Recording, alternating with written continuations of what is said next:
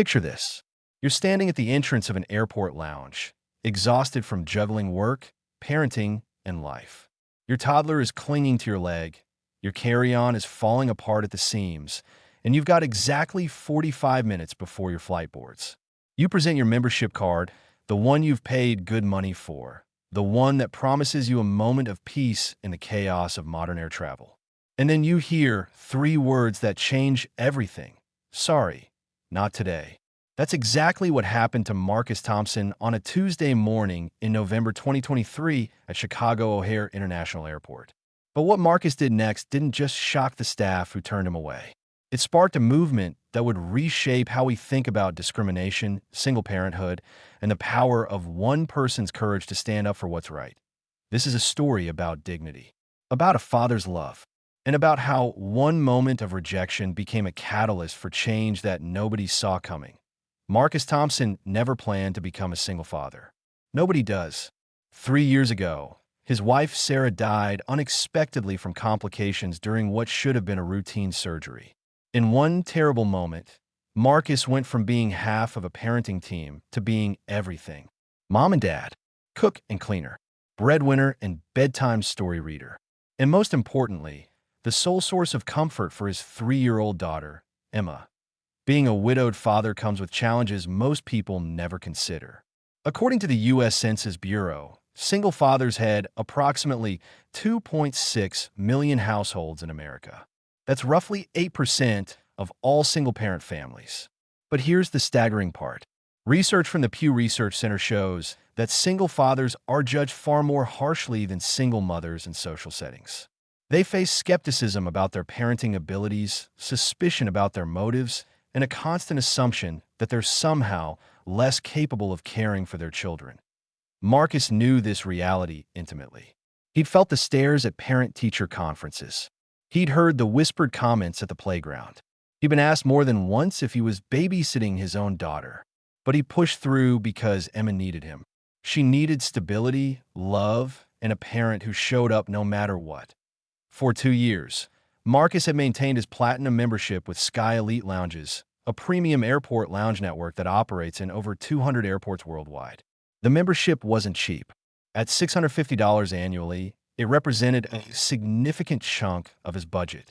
But as a medical device sales representative who traveled twice a month, Marcus considered it essential. The lounges gave him a quiet space to work, to make calls, to grab a decent meal. And on the trips when he had to bring Emma along, they provided a safe, comfortable environment where she could play, eat, and rest before their flights. That November morning, Marcus was traveling to a conference in San Francisco. His regular childcare had fallen through at the last minute. His mother, who usually helped in emergencies, was recovering from a minor surgery herself. So Marcus did what millions of working parents do every day. He adapted. He packed Emma's favorite stuffed penguin, downloaded new episodes of her favorite show, stocked up on snacks, and headed to the airport 3 hours early to manage the extra time everything takes with a toddler in tow. The morning had already been challenging. Emma was going through a phase where she wanted to do everything herself, which meant the simple act of getting through security took twice as long as usual. By the time they reached the Sky Elite Lounge entrance, Marcus was already drained. He was looking forward to 45 minutes of relative calm. Time to respond to urgent emails. Time to let Emma have a snack and burn off some energy in the children's area that the lounge advertised on its website. Marcus approached the reception desk with Emma's hand in his. The young woman behind the counter looked up, smiled briefly, and reached for his membership card. Then her expression changed. It was subtle at first, a slight tightening around her eyes. A pause just a fraction too long as she scanned his card. "I'm sorry, sir," she said, her voice dropping to that particular tone service workers use when they're about to deliver bad news. "We're at capacity right now. We can't accommodate you today." Marcus looked past her shoulder into the lounge. It wasn't packed. He could see plenty of empty seats. Travelers working on laptops, some reading newspapers, others simply relaxing with drinks. The lounge was busy, sure, but it was hardly overflowing. "I can see open seats from here," Marcus said politely. "Are you sure there's no room?" The receptionist's colleague, an older man with a manager's badge, stepped over. He glanced at Marcus, then down at Emma, then back at Marcus. Something flickered across his face. Judgment, perhaps. Discomfort, certainly. Sir, our lounge maintains a certain atmosphere, the manager said carefully. We've had incidents with young children, noise complaints, disruptions. Other guests pay for a premium experience. I'm sure you understand. Marcus felt the words like a physical blow. They weren't turning him away because of capacity. They were turning him away because of his daughter. Because they decided, without knowing anything about Emma or him, that a 3-year-old child didn't belong in their exclusive space. She's quiet, Marcus said, keeping his voice steady even as anger began to build in his chest. She has headphones. She has activities. We've been to this lounge a dozen times without any issues. The manager shook his head. That may be, but we have to think about all our guests. Perhaps you could wait at one of the family-friendly areas in the terminal. There's a nice play area near gate B15. Emma tugged on Marcus's hand. Daddy, I'm hungry, she said softly. Marcus looked down at his daughter. She was tired. She was hungry. She trusted him to take care of her. And in that moment, he faced a choice that countless parents face every day. He could accept the rejection quietly, swallow his anger, and walk away. Take Emma to the crowded gate area, find overpriced airport food, and pretend this discrimination was just one of those things you had to accept, or he could do something different. Marcus pulled out his phone and opened the camera app. I'd like to understand your policy clearly, he said to the manager. Are you officially denying me and my daughter entry to this lounge despite my valid platinum membership, which specifically lists children as allowed guests, because you believe she might be disruptive? The manager's expression hardened. Sir, I don't appreciate being recorded. Then I'll stop recording when you provide me service I've paid for. Marcus replied calmly. Or when you admit that you're discriminating against me because I'm a single father traveling with my child. What happened next unfolded rapidly. The manager insisted he wasn't discriminating, just enforcing capacity limits, despite the visible empty seats. Other travelers began to notice the commotion. A woman in a business suit who'd been working near the entrance walked over. Excuse me, she said, addressing the manager. I'm in that lounge. It's half empty. What's the problem here? Another traveler, a man in his 60s, joined in. I've got my membership card right here. This is ridiculous. Let the man and his daughter in. The manager became flustered. He tried to move the conversation away from the entrance, but Marcus held his ground. He wasn't being loud. He wasn't being aggressive. He was simply refusing to disappear quietly. The standoff lasted about 10 minutes. Finally, the manager relented, saying they'd make an exception this one time. But Marcus could see it in the man's eyes. The resentment. The belief that Marcus should be grateful rather than rightful. Marcus and Emma entered the lounge. They found seats in a corner. Emma happily munched on apple slices and watched her show on her tablet with headphones, completely oblivious to the drama that had just unfolded. She was, as Marcus knew she would be, perfectly well-behaved. Not a single disturbance. Not a single complaint from other guests. But Marcus couldn't let it go. As he sat there, watching Emma smile at something on her screen, he thought about all the other parents who'd probably faced similar situations. The mothers denied service because of crying babies. The fathers viewed with suspicion simply for being men caring for children. The countless small humiliations that parents, especially single parents, endure in a society that claims to value family but often treats children like inconveniences. Marcus did something that would change everything. He posted the video to social media.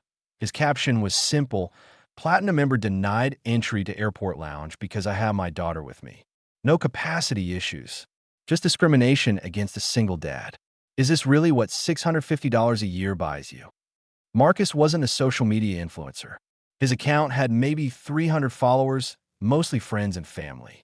He didn't expect the post to go viral. He just wanted to document what had happened. Maybe warn other parents.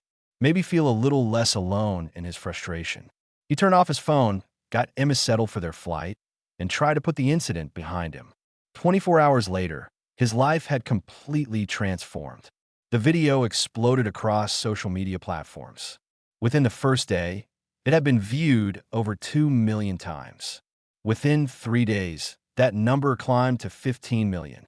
News outlets picked up the story. Parent advocacy groups shared it. Travel bloggers dissected it. Celebrities commented on it. Suddenly, Marcus Thompson wasn't just a single dad trying to catch a flight. He was the face of a conversation America desperately needed to have about how we treat parents in public spaces.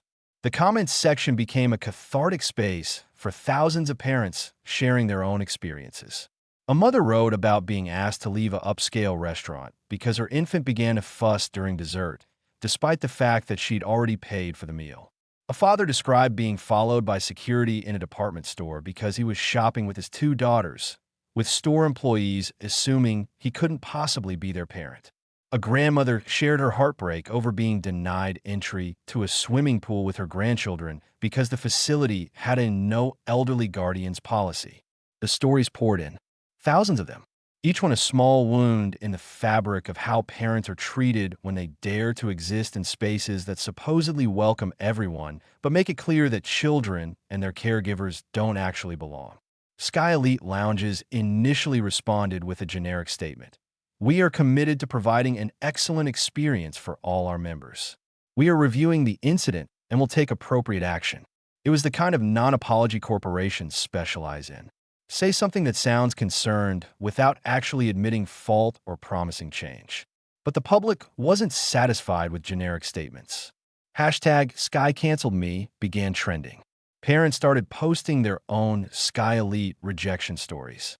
Membership cancellations flooded in. Travel journalists wrote scathing pieces about the company's discriminatory practices. Within a week, Sky Elite's stock price had dropped 7%, representing millions of dollars in lost market value. Marcus watched all of this unfold with a mixture of shock and something deeper. Validation, maybe, or vindication. He'd spent 3 years feeling like he was navigating parenthood alone, constantly second-guessing himself, wondering if he was doing enough, being enough. Now he realized he wasn't alone at all. There were millions of parents out there fighting the same battles, facing the same discrimination, carrying the same doubts. The media requests were overwhelming. Morning shows wanted interviews. Podcasts wanted his story. Magazines wanted features. Marcus, who'd never sought attention, suddenly found himself thrust into a spotlight he didn't ask for, but recognized he needed to use wisely. He agreed to a handful of carefully selected interviews. On Good Morning America, he spoke thoughtfully about the broader issue. This isn't just about one airport lounge, he told the host. This is about a culture that says it values families but treats parents and children as inconveniences. We want parents to have children, to raise good citizens, to contribute to society. But when those parents need to travel for work, when they need to exist in public spaces, suddenly they're problems to be managed rather than people to be respected. His words resonated because they were true. According to a 2022 study by the Journal of Family Issues, 68% of parents reported experiencing discrimination in public settings specifically related to their children. Restaurant managers who seat families in isolated corners away from other diners. Airlines that automatically assume parents with children should be seated in the back of the plane. Hotels that impose excessive restrictions on families with young children. The message is clear and consistent. Your money is welcome, but you and your children are not. Marcus's story tapped into something powerful. It wasn't just about one man being denied entry to one lounge. It was about dignity. It was about the exhausting work of parenting being dismissed and devalued. It was about single parents who do the work of 2 people being treated like they're somehow less deserving of basic respect and service. The turning point came 2 weeks after the incident. Marcus received a call from Sky Elite CEO, Patricia Michaels. She didn't delegate this to PR or legal. She called Marcus herself. "Mr. Thompson," she began, "I owe you an apology. Not a corporate apology. A real one. What happened to you and your daughter was wrong. It violated our stated policies, it violated basic decency, and it violated my personal values as both a CEO and a mother. I'm calling to tell you what we're going to do about it." Marcus listened as Patricia outlined a comprehensive plan. The Chicago staff involved would undergo mandatory retraining. The company would implement a zero-tolerance policy for discrimination against parents. They would create family-friendly sections in every lounge. They would hire parent consultants to review their policies. And most significantly, they would establish a $5 million fund to support single-parent organizations and travel assistance programs for families in need. But I also want to ask you something, Patricia continued. Would you be willing to help us get this right? Not as a paid spokesperson, as a consultant, as someone who can help us understand what parents actually need and create policies that serve families instead of excluding them. Marcus was quiet for a long moment. Part of him wanted to reject the offer, to say that Sky Elite had shown their true colors and no amount of reform could change that. But another part of him, the part that had spent 3 years fighting for Emma's place in the world, recognized an opportunity. I'll help, he said, but not just for your company. I want commitments that this will become an industry standard, that other lounge networks, airlines, and travel companies will adopt these policies. If we're doing this, we're doing it big. Patricia agreed. Over the next 6 months, Marcus became an unlikely advocate for family-friendly travel policies. He consulted with airport authorities, airline executives, and hospitality companies. He helped draft new guidelines for how businesses should accommodate families. He spoke at industry conferences about the economic value of treating parents well, not just as a moral imperative, but as a business strategy. The data backed him up. A 2023 travel industry report found that families with children represent over $120 billion in annual travel spending in the United States alone.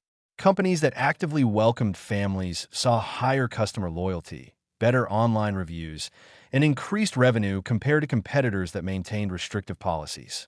Excluding parents wasn't just wrong. It was bad business.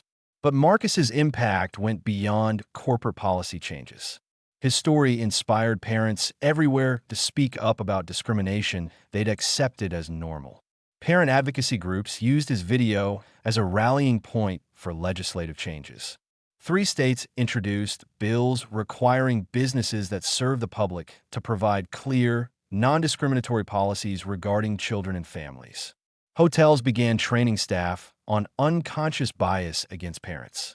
Restaurants stopped automatically segregating families into isolated sections. The ripple effects were profound.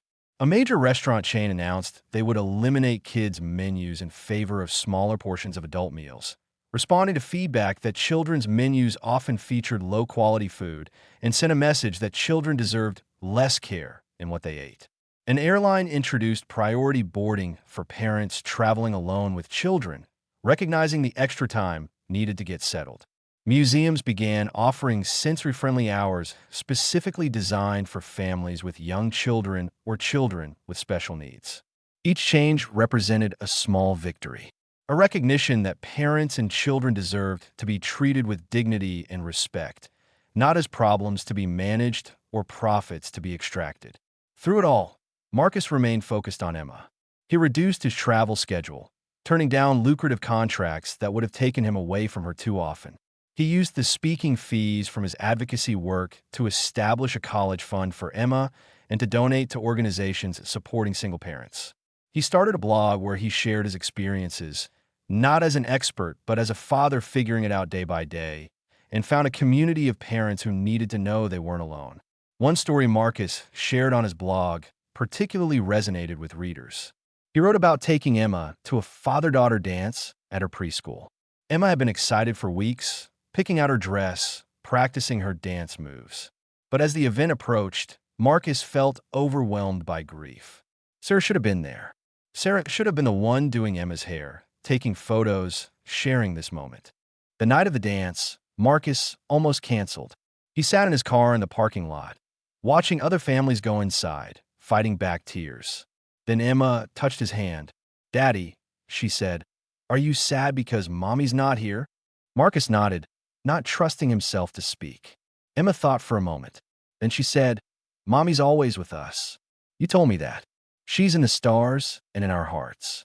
So she'll see us dancing. Come on, Daddy. Let's make her proud."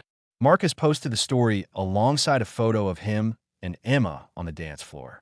The post received over 50,000 responses from parents who navigated similar moments. Loss, resilience, love, and the courage to keep showing up for their children even when everything felt impossibly hard. A year after the airport incident, Marcus was invited back to O'Hare for a special ceremony. Sky Elite lounges had completed their transformation. Every lounge now featured dedicated family areas with age-appropriate activities, comfortable seating for parents, and staff trained in supporting families. The Chicago Lounge had been renamed the Thompson Family Welcome Center in honor of Marcus and Emma. The manager who'd initially turned Marcus away was no longer with the company. The receptionist had undergone extensive training and personally apologized to Marcus during the ceremony. She'd become an advocate within the company for better family policies, using her own experience as a learning opportunity. As Marcus stood at the podium during the ceremony, Emma beside him waving to the crowd, he reflected on how one moment of standing up had sparked such profound change. A year ago, I was just a tired dad trying to find a quiet place to work before a flight, Marcus said. I didn't set out to start movement. I just refused to accept that my daughter and I should be treated as less deserving of basic service and respect. What I've learned is that change doesn't require you to be special or extraordinary. It requires you to be willing to say this isn't right and to refuse to let injustice become normalized. He paused, looking down at Emma, who was now 4 years old and thriving. Every parent who travels with children, who navigates public spaces with kids, who does the exhausting, essential work of raising the next generation deserves support, not suspicion. They deserve accommodation, not judgment. They deserve to be seen as the heroes they are, not as problems to be solved. The applause was thunderous. But Marcus's favorite moment came later, after the ceremony, when a young father approached him in the lounge. The man was traveling alone with twin toddlers. He looked exhausted, overwhelmed, and close to tears. I just wanted to say thank you, the father said. Because of what you did, I didn't have to fight to be here today. The staff welcomed us. They helped me get settled. They brought extra high chairs without me having to ask. I know it seems small, but it's not. It's everything. Marcus hugged the man. It's not small at all, he said. You being here, taking care of your kids, doing your best, that's what matters. And you shouldn't have to fight for basic respect while doing it. Today, Marcus continues his advocacy work while maintaining his career in medical device sales. He's become a sought-after speaker on topics ranging from single parenting to corporate discrimination to the power of social media in driving social change. But his primary identity remains the same. He's Emma's dad. Everything else flows from that. Emma, now thriving in kindergarten, has no memory of the airport incident that changed their lives. She knows her dad travels, sometimes for work. She knows he speaks at events and helps make places more friendly for families. But mostly, she knows that her dad loves her unconditionally, that he shows up for every school event, that he makes her favorite pancakes on Sunday mornings, and that even when things are hard, they face them together. The Thompson family story demonstrates something crucial about change in modern America. It doesn't always come from the top down, through legislation or corporate initiatives. Sometimes it comes from the bottom up, from ordinary people who refuse to accept injustice, who document their experiences, who share their stories, and who find community with others facing similar struggles. Marcus's video resonated not because it showed something shocking or unprecedented, but because it showed something sadly familiar. Millions of parents had experienced variations of that moment. The difference was that Marcus captured it, shared it, and used the platform it created to demand better not just for himself, but for all parents navigating a world that often feels hostile to families. The changes that followed weren't perfect. Discrimination against parents still exists. Single fathers still face unique challenges and unfair judgments. But the conversation has shifted. Companies now recognize that family-friendly policies aren't just nice to have. They're essential to serving modern customers. Parents feel more empowered to speak up when they face discrimination. And perhaps most importantly, there's a growing cultural recognition that parents doing the work of caring for children deserve support, not obstacles. Marcus often thinks about what would have happened if he'd walked away quietly from that lounge entrance. If he'd accepted the rejection, swallowed his anger, and moved on with his day, Emma would have been fine. They would have found somewhere else to wait. Life would have continued. But thousands of other parents would still be facing that same discrimination in silence. Sky Elite lounges would still be turning away families. The conversation about how we treat parents in public spaces wouldn't have gained the momentum it did. One person standing up made a difference. Not because Marcus was special or uniquely qualified, but because he was willing to say this isn't right, and to use whatever platform he gained to push for meaningful change. His message to other parents facing discrimination is simple. Document it, share it, and demand better. Use your voice. Find community with others who've faced similar experiences. Hold businesses accountable. Support companies that actively welcome families. And most importantly, know that your work as a parent matters deeply, regardless of what anyone else says or how they treat you. Marcus's story also highlights the unique challenges facing single fathers specifically. While single mothers have long faced discrimination and dismissal, single fathers occupy a strange space in society's imagination. They're simultaneously idealized as heroes for doing mom's work and viewed with suspicion about their motivations and capabilities. They face questions and scrutiny that partnered fathers rarely encounter. The statistics tell a stark story. Single fathers are more likely to face discrimination in housing, employment, and public accommodations than partnered fathers. They're more likely to be denied access to parenting resources and support groups. They're more likely to face questions from authorities about their custodial rights.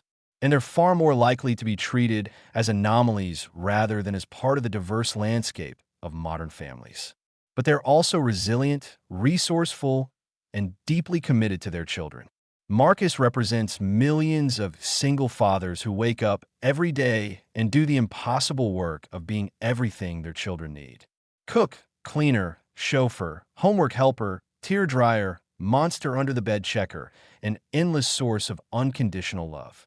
Through his advocacy, Marcus has worked to shine a light on these challenges and to create systems of support for single fathers who often fall through the cracks of social services designed primarily for mothers. He's consulted with schools on making father involvement programs more accessible and welcoming. He's worked with employers on creating flexible work policies that recognize that fathers need accommodations for parenting just as much as mothers do.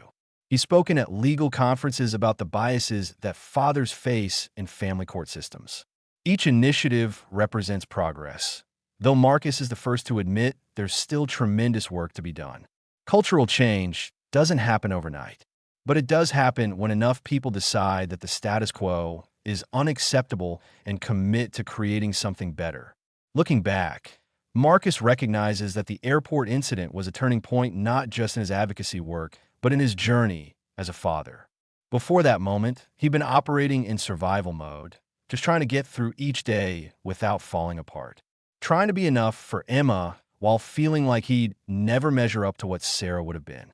The experience of standing up, of refusing to be diminished, of demanding dignity for himself and his daughter, something shifted.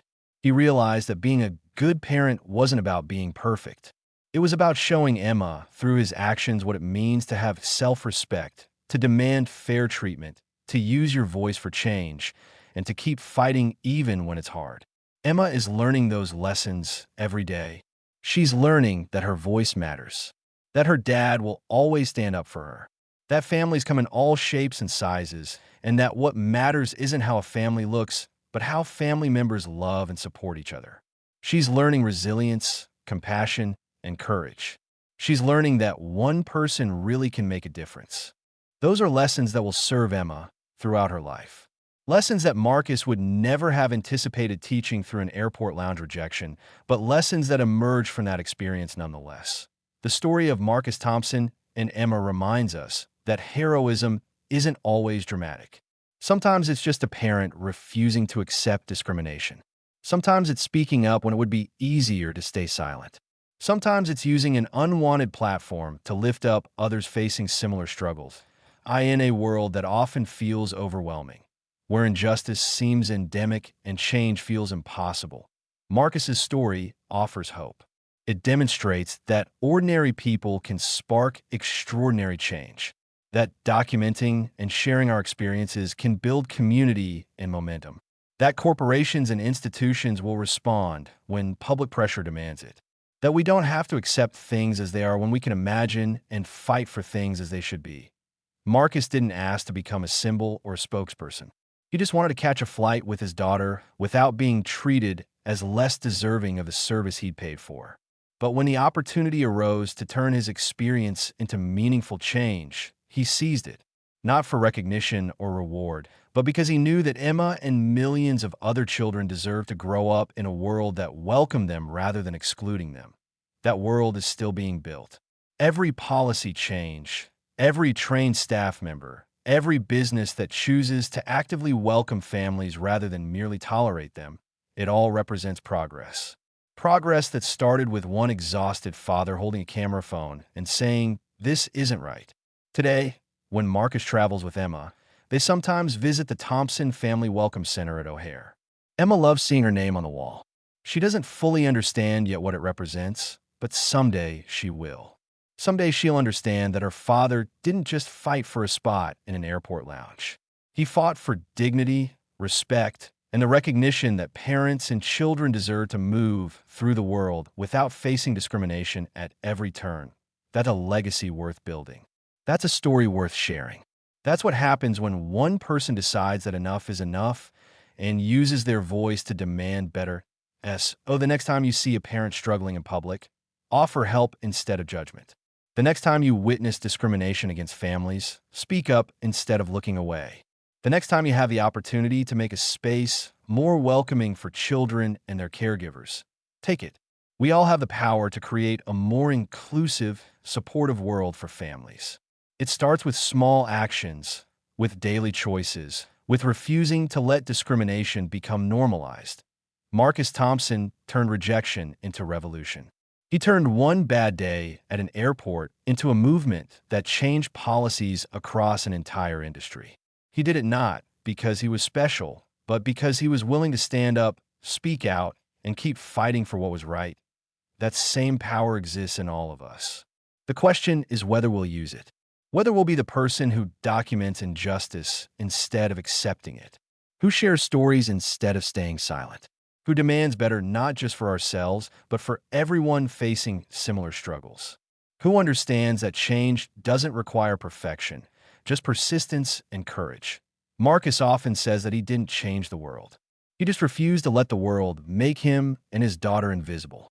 That refusal multiplied across thousands of people sharing their stories and demanding dignity. That's what creates change. Here's my challenge to you. Don't wait for someone else to be the hero. Don't assume that your voice doesn't matter or that your experience isn't significant. Every time you speak up against discrimination, you're making it easier for the next person to do the same. Every time you share your story, you're building community with others who felt alone in their struggles. Every time you demand better, you're pushing institutions and companies to actually deliver on their stated values that be the person who refuses to accept injustice. Be the parent who stands up for your children and for all children. Be the voice that says this isn't right, even when it's uncomfortable or inconvenient. Because that's how change happens. One person, one moment, one refusal to disappear quietly.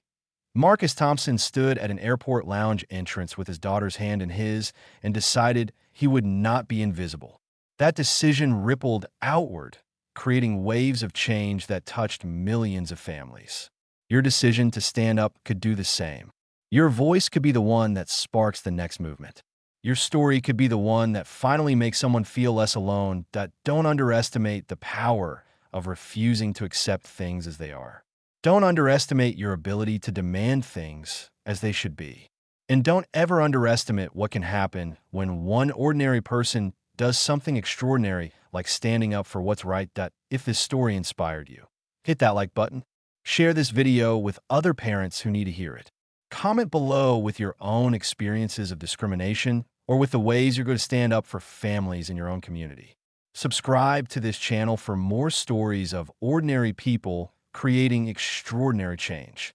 And most importantly, go out there and be the change you want to see in the world.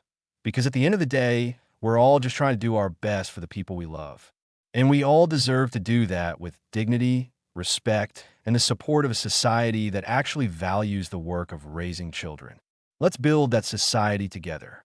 One airport lounge at a time. One moment of courage at a time. One voice raised in solidarity at a time. Thank you for watching. Thank you for caring. And thank you for being the kind of person who believes that one voice really can make a difference. Because it can. Marcus proved it. And so can you.